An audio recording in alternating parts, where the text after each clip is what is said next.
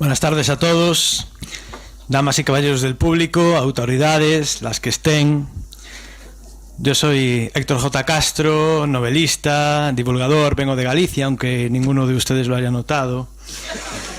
Y bueno, antes de nada quisiera pediros disculpas por dos cosas. Una, porque estaré empequeñecido al lado de don Carlos Canales, que es, yo creo que la única persona que conozco con la que se puede hablar de absolutamente todo, y por mucho que te hayas documentado, él ya sabe más que tú. Entonces, eso es claro, estar al lado de él pues es realmente maravilloso y se aprende muchísimo, como todos sabemos.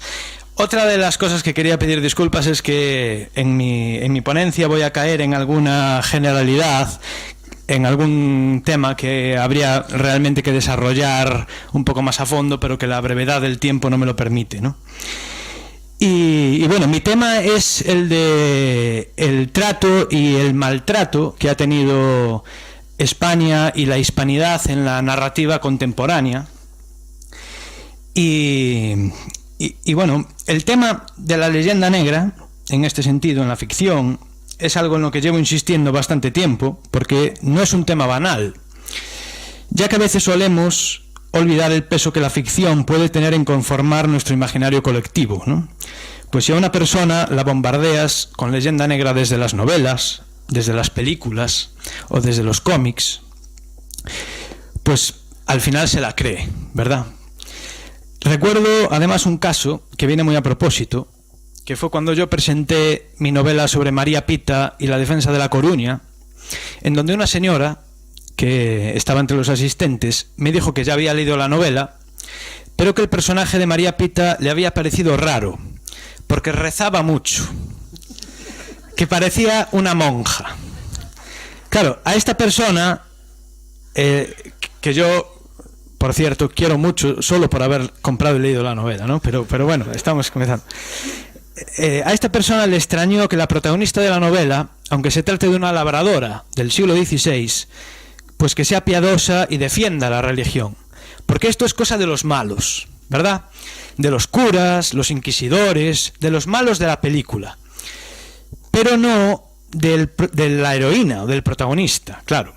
Desde hace tiempo está de moda que los protagonistas de las novelas o de las películas sean descreídos, que no vayan a misa, que pasen de la iglesia completamente. Un comportamiento fácil de digerir para el gran público. Un personaje católico no es comercial. Esto lo saben autores y editores. Pero separar el fervor religioso, el temor a la condenación eterna, el respeto hacia la Santa Madre Iglesia, separar esto, como digo, de los hombres de la España del siglo de oro, los hombres y las mujeres de la España del siglo de oro, es un anacronismo insalvable. El caso es que esta pregunta, ¿por qué hay tan pocas novelas sobre los tercios españoles o la hispanidad está tan mal tratada en la ficción, comenzó a rondarme la cabeza ya por el año 2011-2012, cuando yo estaba metido de lleno hasta el cuello en los tercios y su mundo, e intentaba reunir toda la bibliografía que podía al respecto. Me encontré varios libros muy buenos de divulgación histórica, como el de Pavía Rocroi, de Julio Albi de la Cuesta, o los de Geoffrey Parker, o las colecciones que editorial como Edaf o Almena ya empezaban a hacer. Pero lo referente a la novela estaba muy huérfano.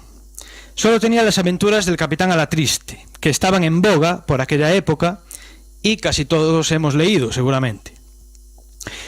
Además, entonces fue cuando yo decidí embarcarme en el proyecto de aportar mi granito a la arena para tapar ese hueco de las novelas protagonizadas por los tercios o los hombres aventureros de España de esa época, porque creo que es una deuda que los autores, los escritores españoles tenemos con esos hombres.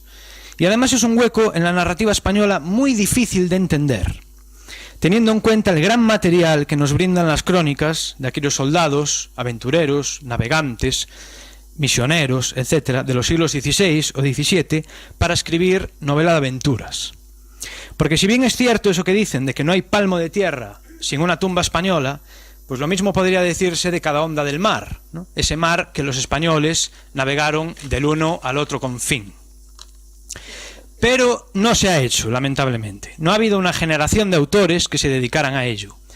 Puedo poner un ejemplo que creo que encenderá una lámpara sobre muchos que me darán la razón. Y es que yo recuerdo una colección que había en mi casa, de la editorial Bruguera, que yo disfruté mucho de joven, como tantos otros, que era de grandes clásicos de aventuras, en las que venían pues Julio Verne, Alejandro Dumas, Walter Scott, Paul Feval, Emilio Salgari, Stevenson, etc. Yo me di cuenta con los años, esto lo vi con los años, que no había autores españoles, ni uno, ni ninguna novela protagonizada por españoles.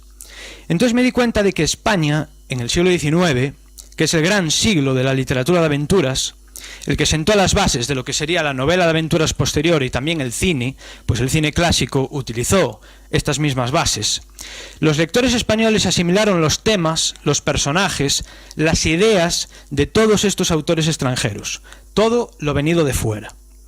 Por supuesto, con la leyenda negra, sobre todo anticlerical, que todas estas ideas no traían. Pues estos autores románticos, en su mayoría franceses e ingleses, traían estas ideas jacobinas e ilustradas, salidas de la Revolución Francesa, que atacaban directamente lo que la España de los siglos imperiales representaba: la fe católica, el monarca, la espada, el ideario de Carlos V y de Felipe II. La Ilustración, que por cierto, no quiero tocar aquí al rey Carlos III, que está aquí mirándome con mirada severa, y que no lo considero mal rey, desde luego, pero bueno, la Ilustración, que creo que ha sido tan buena para la Europa liberal y tan mala para España, impulsa la leyenda negra a todos los niveles. Pues uno de sus objetivos era, precisamente, hacer creer a la gente que los ilustrados venían a traer luz donde antes había tinieblas. Y para eso era necesario manipular o directamente eliminar la tradición hispánica dominante en los 2 siglos anteriores. Por ello, la idiosincrasia de los soldados españoles no encaja en esta mentalidad ilustrada. En las obras de estos autores extranjeros, los españoles son los malos, los nobles, los tiranos malvados, los inquisidores, torturadores fanáticos, los conquistadores son genocidas sádicos. España representaba la opresión y el mal contra esa nueva libertad romántica que en realidad no era otra cosa que un falso oropel, con las matanzas y represiones perpetradas por los jacobinos, las destrucciones hechas por Napoleón, que bueno, esto es una opinión mía, pero Napoleón no es más que Hitler con buena publicidad, o el imperio colonial y esclavista británico, pues tenemos la prueba fehaciente, ¿no? La clave es que si España dictaminó las modas en los siglos XVI y XVII, en el siglo XIX quienes dictaminarán las modas serán Francia e Inglaterra. Entonces los españoles, en vez de defender una literatura propiamente española de tradición cervantina, nos tragamos toda la literatura extranjera y la dimos por buena. Y así los mosqueteros de Dumas sustituyeron en el imaginario colectivo a los tercios de Flandes. Los corsarios de Salgari sustituyeron a nuestros corsarios. Los exploradores de Verne sustituyeron a nuestros navegantes y descubridores, y etc. Aceptamos a los héroes extranjeros y enterramos a los nuestros. Y así seguimos hoy en día. No se arregló esto en el siglo XX. Para mí es realmente una incógnita cómo durante el franquismo, cuando se defendieron de nuevo valores de la España del siglo de oro, tampoco salió una generación de novelistas de los tercios. Los novelistas de aquella generación, pues Agustín de Foxá, Tomás Borrás, Camilo José Cela, etc., bueno, se dedicaron a otras cosas. Mi teoría es que esta gente, que venía de vivir una guerra tan cruel como fue la Guerra Civil, pues no le apetecía escribir sobre guerreros y batallas, cosa que otra parte es cabal y comprensible. De hecho, para encontrar la España imperial en la literatura, en esa época, habría que irse a América, en autores como Enrique Larreta, Manuel Mujica Laínez o Arturo Uslar Pietri, que además de grandes novelistas, fueron grandes hispanistas.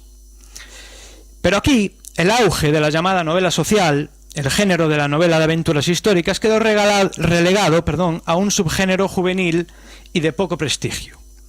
Así que durante los años 50, 60 y 70 se siguieron editando Los Tres Mosqueteros, El Corsario Negro, etc. Hay infinidad de ediciones impresas en España en aquellos años. Y después, a partir de los años 80, Como todo lo que oliera a gestas imperiales españolas pues se relacionaba directamente con el franquismo más casposo y reaccionario, pues los tercios quedaron, si cabe, más sepultados todavía en nuestra narrativa. En ese tiempo pueden encontrarse alguna novela sobre personajes del XVI, La Conquista, Colón, quizá, o alguna cosa así, pero dispersa y poco afortunada. A excepción de las novelas de don Néstor Luján, que recomiendo a todos ustedes y que son deliciosas. Además se ve en los autores de los años 80, autores 90, una leyenda negra muy arraigada ya. Vemos novelistas españoles que ya describen a un Felipe II tiránico y loco, dan una impresión terrible de los conquistadores o de la Inquisición. En fin, que los españoles no solo tragamos la leyenda negra extranjera, sino que a partir de los años 80 y 90 nosotros mismos la impulsamos todavía más. Llegó entonces mediados de los 90 y algo cambió. Salen Las aventuras del capitán Alatriste de Arturo Pérez Reverte. Creo que la primera novela moderna que tiene por protagonista a un soldado de los tercios. Por fin alguien se atrevía a escribir sobre estos hombres sin temor a ser tachado de franquista o lo que fuera. Y es una obra con numerosos aciertos y que tiene un gran valor, que sirvió a mucha gente para introducirse en el mundo de los tercios y el mundo de la España imperial. Pero, cuidado aquí, si se estudia a fondo el Siglo de Oro, se ve que el capitán Alatriste tiene trampa. El protagonista, Diego Alatriste, es un personaje impostado, que no responde a la realidad histórica de los soldados españoles del 17. Es un personaje ateo, que no va a misa, que pasa de la religión. Y esto es algo inconcebible para la época. Arturo Pérez Reverte, que es un tipo inteligente, creo yo, sabía que haciendo un personaje católico, un soldado de los tercios con todas sus consecuencias, no sería comercial, porque la leyenda negra estaba muy arraigada en la ficción. Y yo imagino que él quería, cosa razonable, como quiero yo, vender libros. Así que la parte de la espiritualidad queda artificiosamente eliminada en esos libros. No solo eso, sino que sus protagonistas ven la religión con cinismo, con una distancia que no es creíble históricamente, porque esa distancia solo la da el tiempo. Y no se puede describir el círculo estando dentro de él. Hay que salir del círculo para verlo con perspectiva.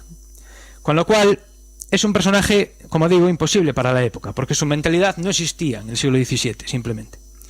Y a mí me ha influido mucho en mis primeras novelas, porque tiene cosas que están realmente bien, pero me he ido alejando de su sombra a medida que iba estudiando y conociendo más. Cuando leí a Menéndez Pidal, en su Historia de España de Felipe II, a Gregorio Marañón, y el estudio que hizo del Toledo del Greco, o sobre todo a Enrique Larreta, en su Ávila de los Caballeros, recuerdo que me quedé prendado de esa España mística y heroica de la que hablaban. Esa España de los hidalgos pálidos y enjutos, férreos y austeros, caballeros de la mano en el pecho. Esos caballeros de genio contradictorio, que defendían sus fueros y a la vez al soberano, que defendían la libertad y a la vez la Inquisición. Y me di cuenta que esa era la España del Siglo de Oro, y esos eran los hombres de los tercios. El concepto del honor en el siglo XVI no se puede separar de la religión. Calderón lo dice muy claro en su Alcalde de Zalamea. El honor es patrimonio del alma y el alma solo es de Dios. Con lo cual, el honor y el alma son cosas inseparables. Con esto entendemos cosas que se decían en la época y que hoy resultan difíciles de comprender para el lector profano, como eso de ganar el cielo a cuchilladas. Claro, pelear por la religión era algo honorable, y si favorecía el honor, favorecía al alma, y viceversa. En fin, por supuesto no toda la sociedad respondía a estos ejemplos. Tanto en la literatura como en las crónicas nos encontramos tanto al hidalgo, dispuesto a morirse de hambre por no perder la honra, como al pícaro, dispuesto a perder la honra por no morirse de hambre. Pero hasta en estos dos personajes antagónicos vemos un nexo en común, y es la preocupación por la salvación del alma. Lo vemos tanto en don Rodrigo Manrique como en el buscón don Pablos. Esto es esencial para los españoles de entonces, para todos, y para los soldados aún más. Para demostrarlo tenemos muchos ejemplos de soldados que en sus últimos días ingresaron en un convento. Diego Duque de Estrada, Tiburcio de Redín, Alonso de Contreras. Otra prueba de total subordinación cultural en la que vivimos es que la gente por ahí adelante conoce mucho más a D'Artagnan que a estos tipos que he dicho, ¿verdad? Bueno, e incluso los dos mitos literarios españoles por excelencia, que son Don Juan y Don Quijote, se preocupan por la salvación de sus almas de sus pecados pretéritos antes de presentarse ante el tribunal de Dios. Por lo tanto, creo que no se ha cuidado debidamente en la narrativa la urgencia de llevar a los tercios, a los hombres de España de esa época, soldados españoles en general, al gran público, de hacer comprender su idiosincrasia, llena de contrastes y problemas. Muchas veces veo gente en las redes, por ejemplo, decir qué buenas películas podrían hacer Hollywood sobre acciones españolas. Claro, claro que sí. Pero ¿por qué no las hace? Bueno, pues porque sus protagonistas, los que se suponen los buenos, habrían de ser españoles y católicos, y esto choca directamente contra los postulados de la leyenda negra. Podemos ver cientos de ejemplos de obras cinematográficas que tienen trazas de leyenda negra, de comecocos, anti-español, anti-occidental en general, sobre todo a partir de los años 70. Os voy a poner un ejemplo, no sé si lo habéis visto, la película 1492, dirigida por Ridley Scott, protagonizada por Gerard Depardieu, que comienza en los títulos de crédito con los grabados de Teodor de Bray, un leyenda negrista de tomo y lomo, que muestra pues, a unos conquistadores españoles matando indios, arrojándolos al fuego, incluso niños, etc. No deja de ser paradójico y muy lamentable, y en mi caso un poco ofensivo, que Hollywood elija estos grabados para representar la conquista española. Precisamente Hollywood, que está construido sobre los huesos de los nativos que vivían en California, nativos que además estaban bautizados, hablaban español y estaban protegidos por las leyes de Indias, hasta que los yanquis le robaron a México la mitad de sus territorios y arrasaron como suelen hacer, ¿no? Y reparen ustedes si es fuerte esta leyenda negra que hoy en pleno auge pues de Black Lives Matter y tal, de hacer películas o series de personajes negros, en el Imperio Español tendrían muchos donde elegir, como por ejemplo Juan Latino, que fue un hombre que pasó de ser esclavo liberto a ser catedrático de la Universidad de Salamanca. ¿Por qué no hacen la película de ese hombre? O, por ejemplo, de una de las mejores poetisas del barroco, del siglo XVII, que fue Sor Juana Inés de la Cruz. ¿Por qué? Porque son españoles y católicos. Entonces, yo confío, no obstante, en que una nueva generación nos sacudamos de estos complejos de mitos negro-legendarios y enarbolemos orgullosamente esa bandera de luces y sombras que, como todos los hombres a lo largo de la historia, los del Imperio Español también han tenido. Pero para ello debemos convertir en luces lo que durante mucho tiempo se nos ha dicho que eran sombras. Con esto me refiero precisamente a entender la defensa de la fe, el honor en su concepto calderoniano y ese espíritu de conquista. Porque sin esas tres cosas no se hubiera derrocado al Imperio Mexica, por ejemplo, no se hubiera vencido en Pavía o en Lepanto, ni se hubiera realizado por primera vez la vuelta al mundo, por ejemplo, ¿no? Y creo que todos estos son motivos más que suficientes para sentir orgullo, con la misma prerrogativa de la que goza hoy en día el Imperio Romano en el imaginario colectivo, a pesar de ser conocidas sus violencias, conquistas y desmanes. No en vano España es el Imperio Romano de la modernidad, pese a quien pese. Y además creo que no tenemos que rendir cuentas a nadie, porque la superioridad moral y cultural de la España del siglo de oro, que no es más que la del humanismo renacentista, es verdadera y notoria en cuanto se rasca un poco la realidad histórica. Y es algo que no nos perdonan los ilustrados, voy a decirlo así un poco. Sí, porque se creen que se inventaron el mundo con la enciclopedia, pero es que los temas de la enciclopedia se llevaban estudiando en la escuela de Salamanca 2 siglos antes. Bueno, como dije al principio, los novelistas españoles tenemos una deuda con esos hombres que dieron significado a la palabra aventura, y para saldarla hay que ser lo más respetuosos posibles con la realidad histórica de su tiempo, porque esto también es una batalla cultural y hay que luchar sin mentiras, ni exageraciones, ni leyendas rosas, porque no hace falta, pero por supuesto sin miedo y sin complejos. Muchísimas gracias. ¡Bravo!